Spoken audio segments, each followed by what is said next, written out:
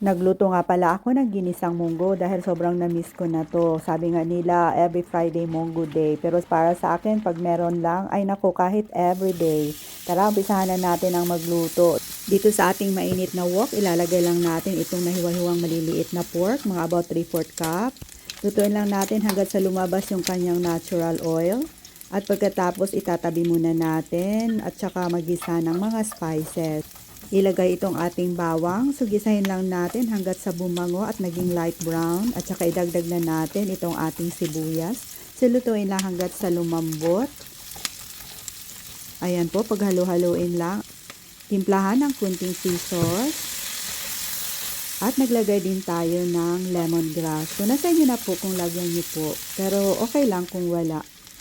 At saka na natin idagdag itong ating na-boiled na mung bean. So, mga about 3/4 cup po yung niluto kong mung bean. At pagkatapos ay lalagyan na natin ng sabaw o yung tubig ayon sa dami na gusto nyo. At naglagay din tayo ng isang pork cube. Timplahan ng asin at paminta ayon sa inyong panlasa. Stir and let it simmer for 3 to 5 minutes. Sa mga ayaw ng lemongrass ay pwede naman kayong maglagay ng ginger. Pero sa akin, mas gusto ko itong lemongrass. At saka idagdag na natin itong ating chopped cabbage.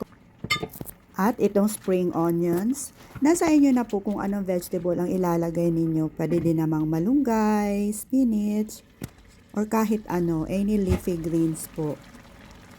After 2 minutes, pagluto na, ay pwede na nating hanguin. Timplahan ng patis kung kinakailangan. Pwede na nating ilipat dito sa ating serving bowl. Ay nako, ang sarap, nakakatakam.